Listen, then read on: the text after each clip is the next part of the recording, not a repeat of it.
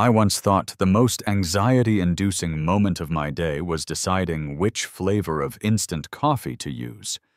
Boy, was I naive. Turns out, the real adrenaline rush comes from getting a certified letter from the Homeowners Association of Misery, aka the HOA. It's like getting a summons, but instead of grand larceny, your crime is owning a mailbox that's 0.05 inches too far to the left. Honestly, why do I live here? Oh, right, the excellent school district and the 20-minute commute. The latest masterpiece of bureaucratic genius dropped in the spring of 2024, the Aesthetic Integrity and Natural Harmony Edict. Catchy, right? It sounded less like a rule book and more like a poorly translated ancient text found in a dusty vault. But its meaning was clear, and it was aimed squarely at stifling any flicker of personality in our neighborhood.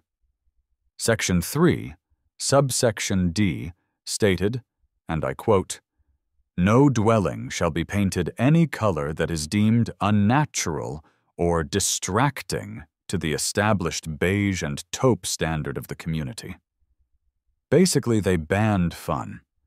They banned joy. They banned anything that didn't look like a dirt road on a cloudy Tuesday. I've had my skirmishes with the HOA before, mostly minor stuff that made me feel like I was arguing with a vending machine. There was the time they fined me $50 because my recycling bin was visible from the street on a non-collection day. $50 for garbage. Then there was the infamous unauthorized petunia incident, where I dared to plant something too vibrant near my porch.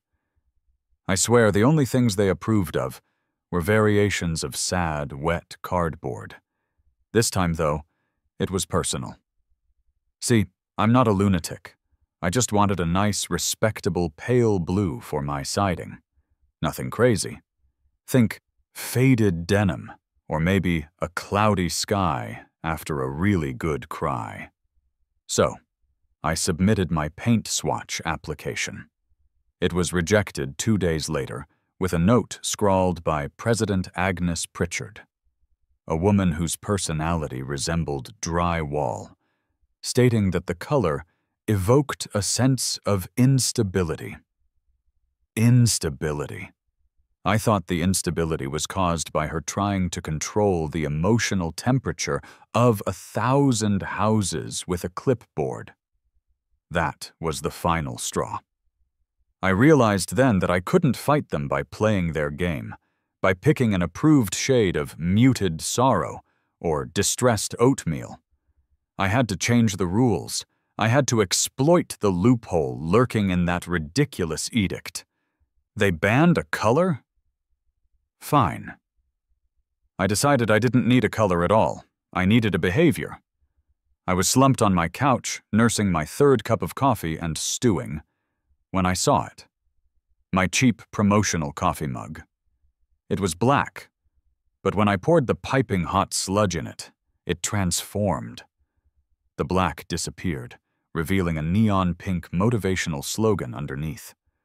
A lightning bolt of pure, unadulterated petty genius hit me, accompanied by a little gasp that made my cat bolt from the room. If they banned an unnatural color, and my house was painted a perfectly acceptable shade of natural beige, gray, they couldn't complain. But what if that beige gray wasn't the only thing on the walls? What if it was just a top coat? The next day, I started researching thermal hydrochromatic coatings. This stuff was usually used for things like novelty toys, specialized industrial sensors, or maybe some really expensive sports gear. Now, it was going on my house. It was technically colorless, or at least transparent. It activated when exposed to water, revealing the hidden colors underneath. The HOA banned a color? Fine. I'll paint my house a chemical reaction. The sheer absurdity and technicality of the plan fueled me. I figured I had about 3 weeks before the next inspection cycle started. Time to get to work. The hardest part of Operation Hydrochromatic Shenanigans wasn't the procurement of the specialized, probably illegal for residential use paint. It was finding a contractor who wouldn't immediately call a wellness check on me.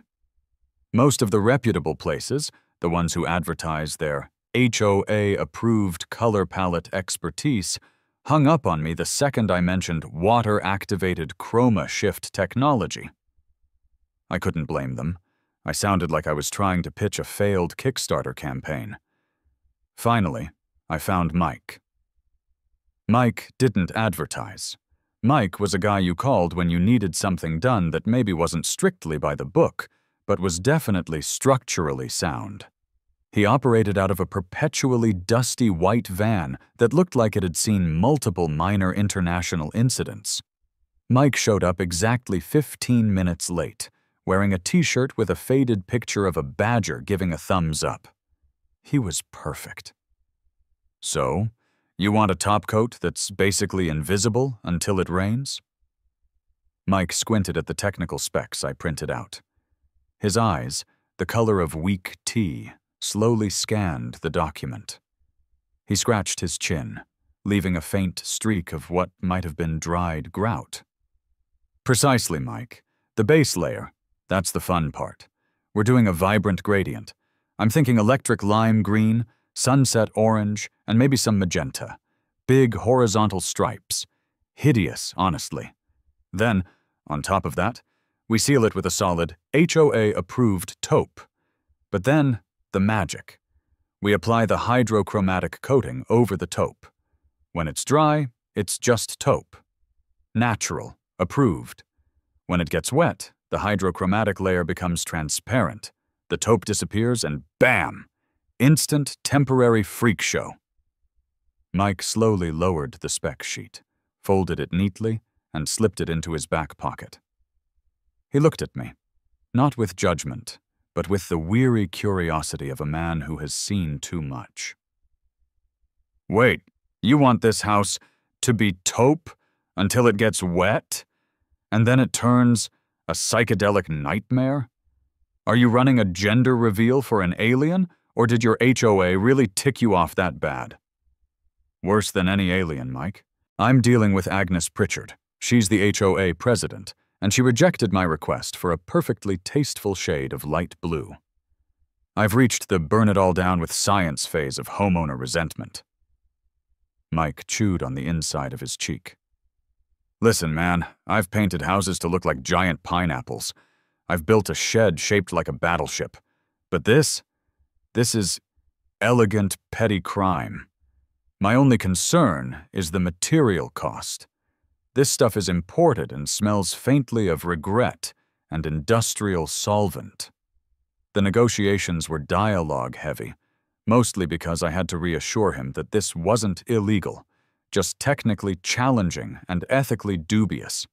I repeatedly emphasized the loophole. It's not a color, it's a coating that temporarily reveals the color underneath when wet. The dry color is approved. The wet color is technically not painted.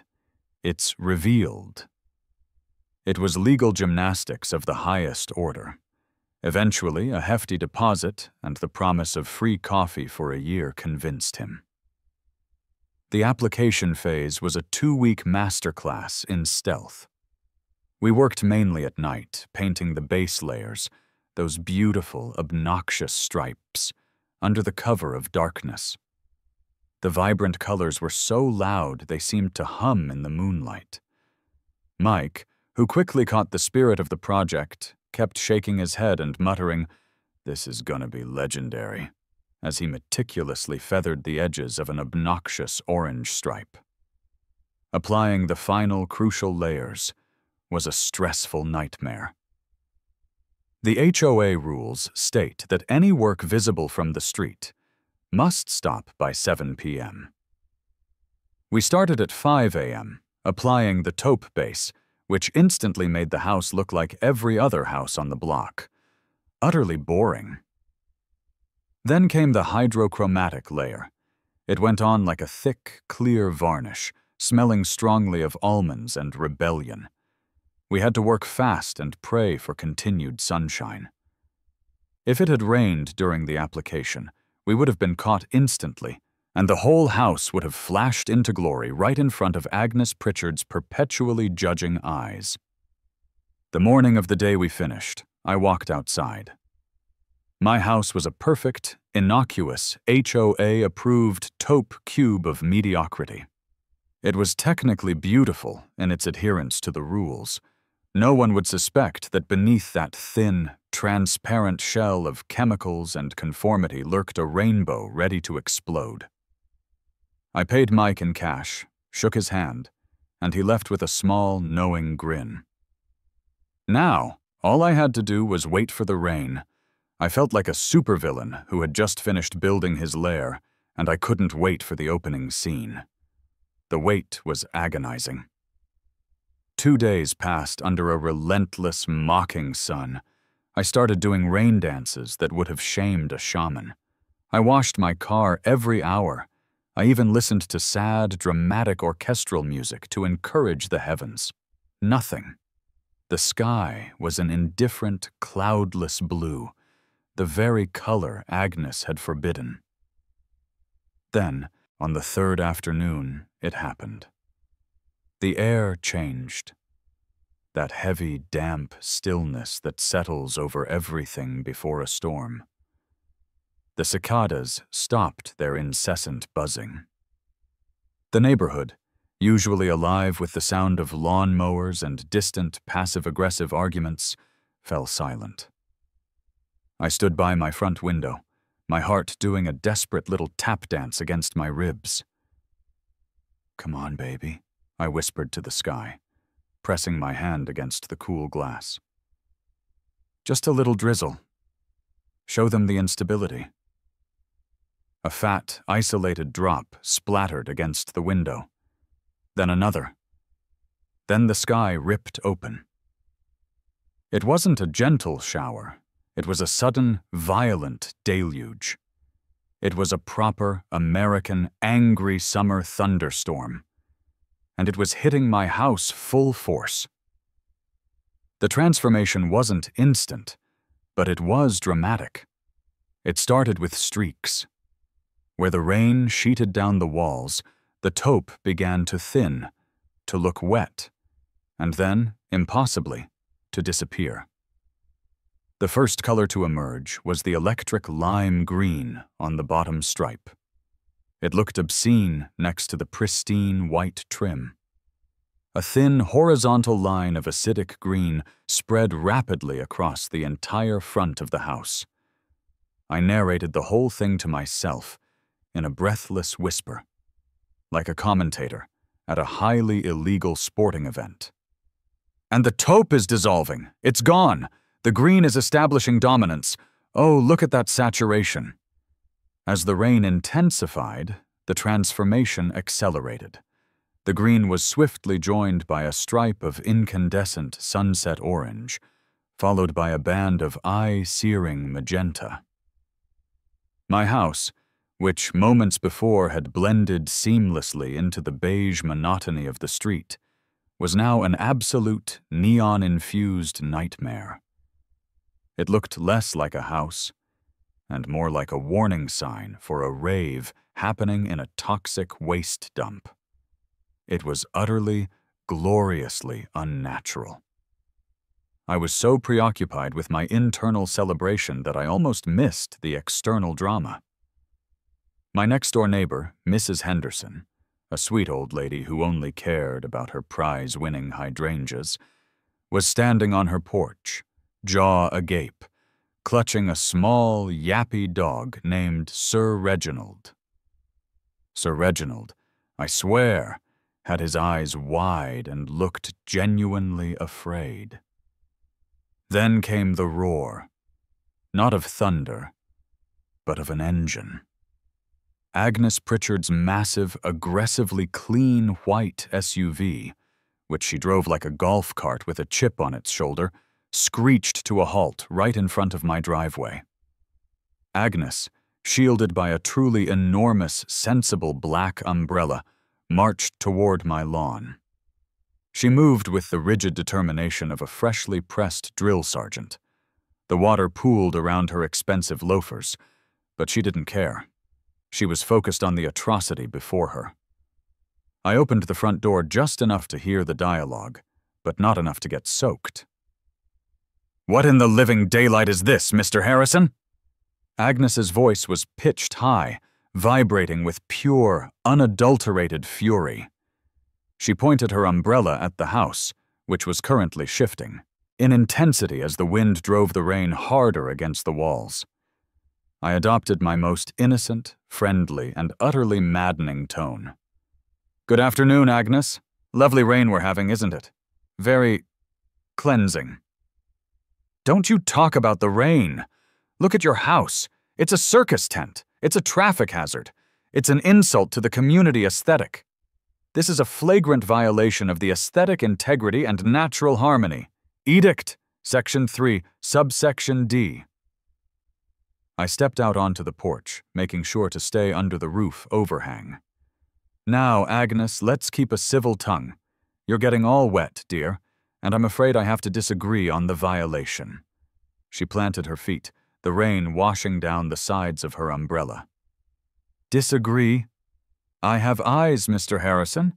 Your house is currently glowing like a discount casino. That is not taupe. That is not natural. That is an unnatural and distracting color by any known measure." I leaned against the porch railing, grinning maniacally. Internally, of course. "Ah, but that's where the technicality comes in, Agnes. The edict states, 'No dwelling shall be painted any color that is deemed unnatural,'" she sputtered. "It is painted.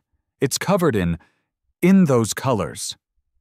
"No, Agnes," I corrected gently, raising a finger. "It is painted a perfectly acceptable, HOA-approved taupe. Right now, it is wet. The surface coating, which is colorless and not paint, but a hydrochromatic polymer sealant, is temporarily activating and allowing the colors underneath to be revealed. When it dries, what color is it?" She looked up at the roofline, which was just starting to dry, revealing patches of the dull taupe. "It's taupe," she admitted through gritted teeth. "Exactly. Therefore," I concluded with a flourish, "the house is painted taupe. It is currently displaying other colors due to an act of God, rain, interacting with a non-paint polymer. The edict says nothing about moisture-activated temporary light reflection, does it?" Agnes stared at me, the rain washing her expensive mascara into dark little streams. I had her. The technicality was ironclad. She finally shrieked, a sound that made Sir Reginald hide completely behind Mrs. Henderson's ankles. "You are a menace, Harrison. I will call the board. I will call the lawyer. You will have this removed by the end of the week, or I will see you in court." "See you there, Agnes," I replied cheerfully, stepping back inside just as the rain began to slow. "I'll bring the umbrellas." Agnes was true to her word. The very next morning, before I'd even finished my third cup of celebratory coffee, I received a hand-delivered package from the HOA. It was not a friendly note. It was a formal violation notice, complete with an attached invoice for a $500 fine for gross aesthetic transgression and subverting the intent of the edict. They had also slapped a $100 per day fine starting immediately until the offensive coating was removed. It was aggressive, hilarious, and just the rising action I needed. My retaliatory response was immediate. I mailed them a check for $1,000, along with a note informing them I would be disputing the fine and the basis of the violation under the stipulation of temporarily revealed subsurface coloring clause, which I had just invented. The escalation didn't stop there. 2 days later, a long, thin man in a too-tight suit appeared at my door. This was Mr. Snodgrass, the HOA's legal counsel. He looked exactly like what happens when a spreadsheet is given consciousness. He reeked of expensive cologne and fear. Mr. Harrison, Mr. Snodgrass began, adjusting his tie. I am here on behalf of the association to discuss this matter. We believe your actions constitute a malicious and deliberate circumvention of the established community standards. Mr. Snodgrass, I countered, leaning against the doorframe. I believe your edict constitutes a malicious and deliberate attempt to turn a vibrant American suburb into a giant, depressing retirement community.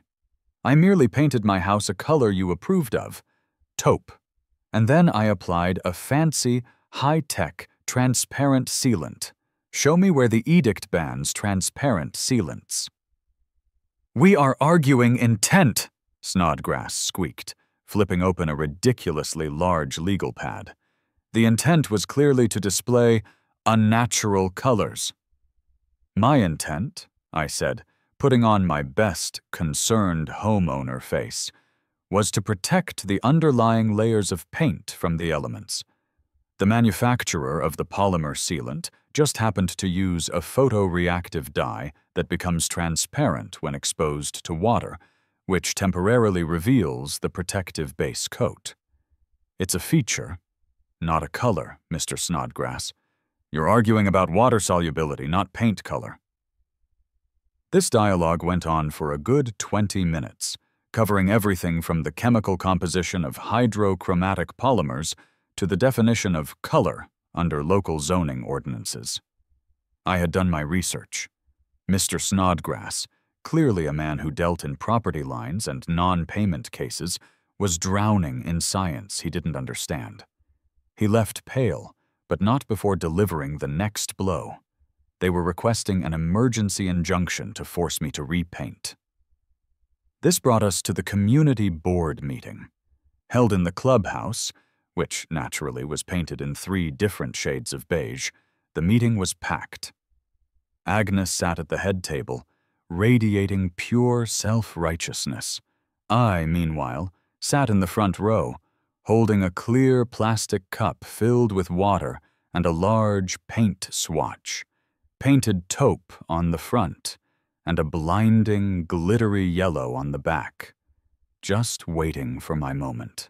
When it came time for the Harrison House violation item, Agnes launched into a dramatic 10-minute monologue about my vandalism, my lack of respect, and my unstable aesthetic choices.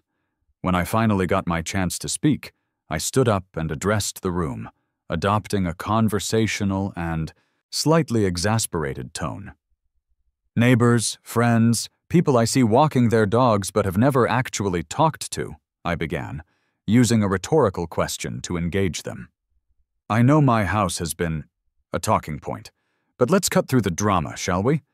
The HOA's issue isn't with my house, it's with precipitation, and frankly, that's a battle they're going to lose. I held up my paint swatch. This is the color of my house when it's dry. Taupe, approved, boring. Look at it. Could you fall asleep looking at it? Yes, it's HOA perfection. Then, for maximum effect, I slowly poured the cup of water over the taupe swatch. As the water ran off, the bright yellow underneath, the unnatural base coat, was revealed to the collective gasp of the room. And this is the color when the weather turns, I announced. Now I ask you, where is the violation? The house is painted taupe. It is merely reacting to external stimuli. If a decorative lawn flamingo changes color when the sun hits it, is that an unnatural paint color or a photoreactive plastic? It's the latter. My house is a giant, slightly less tacky lawn flamingo. Just as the crowd began to murmur, the next stage of the HOA's plan arrived. 2 squad cars, lights silently flashing, pulled up outside the clubhouse. Agnes Pritchard had called the police. A tall, weary-looking officer named Diaz stepped inside, followed by a younger, visibly nervous rookie. Officer Diaz surveyed the room, then looked at me, then at the wet, bright yellow paint swatch I was holding. "We received a complaint of disturbing the peace and visual blight," Officer Diaz deadpanned, looking directly at Agnes, who beamed with vindictive satisfaction. "Officer," I said calmly, stepping forward, "I assure you, I am not disturbing the peace. I am simply awaiting a legal decision on whether an act of God, rain, constitutes an aesthetic violation when interacting with a proprietary polymer sealant. I'm afraid this is a civil matter." Officer Diaz sighed, running a hand across his forehead. "Ma'am," he addressed Agnes, "your complaint states this man's house is too offensively colorful. Is it currently raining?" Agnes looked out the window. The sky was clear. "No, but it was. And it will be." Officer Diaz looked at my house through the window. It was a perfectly boring taupe. He looked back at me, then at the wet yellow swatch. "Sir," he addressed me, his voice a low monotone, "we cannot cite a house for being too colorful when it is currently not colorful. This is a civil dispute over paint technology. I'm afraid we can't intervene unless there is an active breach of the peace, like, loud music, or throwing the paint at Mrs. Pritchard. We are leaving." Agnes was livid. "But it's going to rain again. He knows it. It's a threat." Officer Diaz turned to her with a look of pure exhaustion. "Ma'am, if your concern is about future rain, I suggest you consult a meteorologist, not the police. Go in our department. Good day." They left. The rookie looked like he wanted to quit and become a shepherd. The board meeting ended in chaos, but I knew I had won the first crucial battle. The police, the ultimate enforcers of public order, had been confused into neutrality. The next week was insane. The local CBS affiliate picked up the story. I got a call from Brenda from Channel 7 News, who sounded ecstatic. "The HOA versus the color-changing house," she practically screamed into the phone. "It's going viral, Mr. Harrison. We need an interview." I agreed immediately. This wasn't just about my petty revenge anymore. This was performance art. I told Brenda to set up their camera crew on the first semi-cloudy day she could find, and I'd be ready. When Brenda and her cameraman, Steve, a man who looked permanently unimpressed, arrived, the house was, of course, a boring taupe. Brenda, with her perfectly coiffed hair and perpetually worried expression, started the interview. "Mr. Harrison, your house, as you can see, is quite ordinary right now. The Homeowners Association claims, however, that you have deliberately vandalized your home with unnatural and distracting colors, and that this sets a dangerous precedent for the neighborhood." I adjusted my microphone and gave my best sincere homeowner smile. "Brenda, that's simply not true. Look around. My house is a lovely traditional taupe. I'm a big fan of the classics. The HOA's problem isn't with my paint color, it's with the weather, specifically, its interaction with a transparent, water-activated polymer sealant. I've applied a highly advanced protective coating, and when that coating gets wet, it temporarily becomes clear, revealing a perfectly legal, protective base coat of colorful paint underneath. I am simply protecting my investment in a very advanced way." Steve, the cameraman, zoomed in on a crack in the driveway. Brenda was trying to maintain her serious demeanor, but I could see the twitch at the corner of her mouth. "The HOA's lawyer, Mr. Snodgrass, stated this is a malicious and deliberate circumvention of the rules." Malicious? Brenda, I simply found a technological solution to a badly written rule. If you outlaw all fruit except apples, and I bring in a tomato, which is technically a fruit, am I breaking the law? No. I'm just taking advantage of a loophole. The HOA is trying to police the optical properties of water, and that frankly is a battle they are going to lose.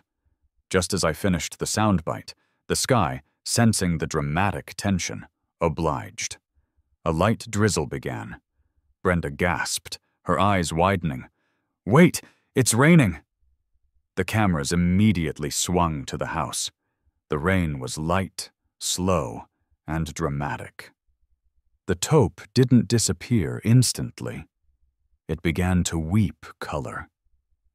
Thin, horizontal veins of iridescent purple and neon green bled through the gray surface, spreading like a chemical stain. Within 2 minutes, my house was a fully saturated, glistening, rainbow nightmare. Brenda turned back to the camera, utterly shocked. "As you can see, the house has now transformed. It is displaying a multitude of—" she struggled for the word. "Unapproved colors."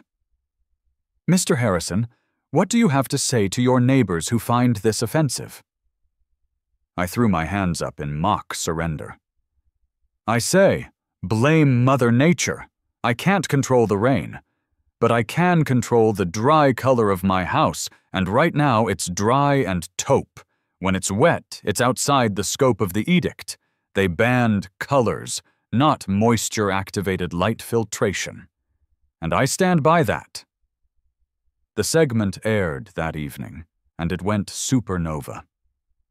People started calling my house the Rainbow Rain House, and then, inevitably, the house that fought the man. Tourists started driving into the subdivision just to park and wait for the rain. They'd bring lawn chairs, thermoses, and actual betting pools on which color stripe would emerge first. The HOA, naturally, went completely ballistic. They attempted to implement new rules that were increasingly ludicrous. Rule 7, G2. The spraying of exterior house surfaces with water, whether by human hand or automatic system, resulting in the temporary display of an unnatural color, is henceforth prohibited. My response, I simply pointed out this meant no one could wash their houses, which would lead to real blight. Rule. The placement of any exterior receptacle designed to capture and redirect precipitation in a manner which would encourage the activation of hydrochromatic coatings is prohibited. My response, I started carrying a large mug that had a picture of Agnes Pritchard weeping on it, but I did nothing with precipitation. Then came the grand finale of their attempts to circumvent nature. They filed an amendment to the edict, banning all hydrochromatic, thermochromatic, photochromatic, or otherwise reactive polymers, sealants, or non-paint coatings from residential exteriors. The problem? They needed a majority vote of the homeowners to pass an amendment, and thanks to my viral fame, half the neighborhood was now either amused or completely on my side, tired of Agnes's iron fist. The vote failed 65% to 35%. The people had spoken. They preferred the occasional rainbow spectacle to Agnes's totalitarian taupe. I was riding high, but the legal injunction was still pending. Mr. Snodgrass was determined to win by any means necessary, arguing that the intent of the original ban was clearly to prevent this kind of visual anarchy. It all came down to a hearing scheduled for the end of the month. The final hearing was the climax of the absurdity. It wasn't in a stuffy courtroom, but in a local municipal auditorium, because the judge, a pragmatic woman named Judge Elena Rodriguez, who clearly had zero patience for homeowner association drama, knew the media and public would show up. I was there, looking innocent in a plain blue suit, clutching my notes. Agnes and Mr. Snodgrass looked like a very expensive, very angry accounting firm. Mr. Snodgrass opened with a lengthy, impassioned plea about community standards and the unraveling of the very fabric of suburban civility. Your Honor, he pleaded, wiping his brow, Mr. Harrison deliberately chose these offensive, garish colors, purple, neon green, orange, and then covered them in a transparent polymer designed to conceal and then reveal them upon precipitation. The house is a spectacle. It draws tourists. It devalues the properties around it by introducing visual anarchy.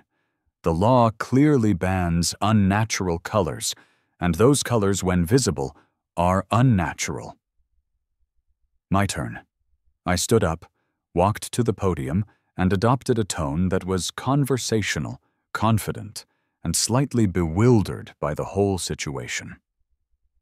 Your Honor, I began, I have 2 points. First, I would like to establish a fact. My house, when dry, is taupe. It is painted taupe. It adheres to every aesthetic guideline this HOA has ever created. It is, by all definitions, the least offensive house on the block when the sun is out. I paused for dramatic effect.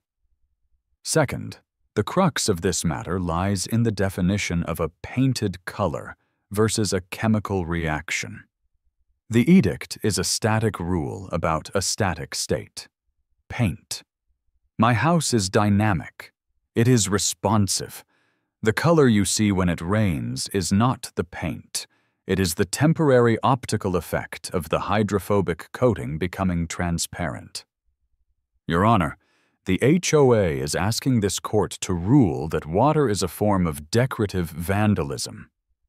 I then presented my pièce de résistance, an Exhibit A that Mike had custom-made for me, a 2-foot square section of my siding.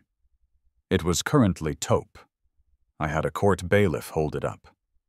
If the court deems the color change a violation, I continued, then I will happily repaint my house a solid, permanent color. But I will repaint it purple, or maybe bright pink, because the edict only bans unnatural colors. It does not ban any color. If this court rules that the temporary purple is a violation, I must assume that the permanent day and night purple is also a violation. If I am forced to remove the hydrochromatic coating, I will remove the top coat and leave the neon understripes exposed 24/7. That, Your Honor, is my right. Snodgrass leaped up. Objection! Extortion! He's threatening the community. Judge Rodriguez slammed her gavel down. Sustained, partially. Mr. Harrison, that is indeed a threat, but it illustrates a critical point. She turned to Mr. Snodgrass. The rule states that the house shall not be painted an unnatural color. The current painted state, when dry, is approved. The edict, as written, does not account for modern polymer technology and its interaction with precipitation. You wrote a rule that is too narrow. Mr. Harrison has found the loophole. Furthermore, as Officer Diaz informed the board, the police cannot cite the house for being visually offensive when it is only visually offensive during a weather event. She set down her pen, her expression firm. The motion for injunction is denied. The fines are dismissed. The Homeowners Association of this community must return to the drafting table and write a new edict that properly addresses modern coating technology. Case dismissed. The room erupted. I shot a triumphant look at Agnes, whose face had gone from furious red to a defeated, sickly gray. Mr. Snodgrass looked like he was about to submit his resignation. I had won. I left the municipal auditorium to a crowd of cheering neighbors, rain tourists, and Brenda from Channel 7. I gave a final, triumphant soundbite about the victory of science over petty bureaucracy. But the real victory was pulling back into my driveway. My house, currently bone dry and innocently taupe, was now officially untouchable. Agnes Pritchard and the HOA faded into the background, temporarily defeated. They tried to appeal, but the ruling was clear. The loophole was sound.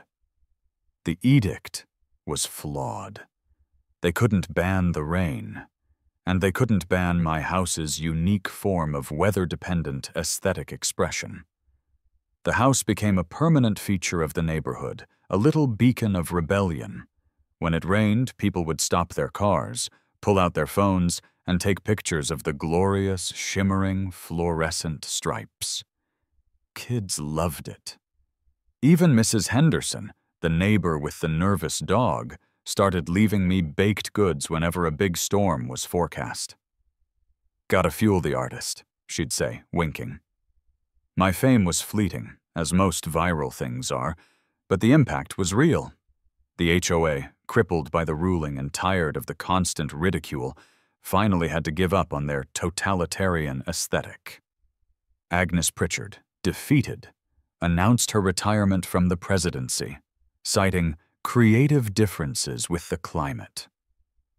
I often sit on my porch now, during a storm, just watching the colors explode out of the taupe. It's a reminder that sometimes the only way to beat a petty rule is not to break it, but to exploit the very language it's built on. The house is a testament to the power of a good technicality and a very petty man with too much time and a grudge against beige.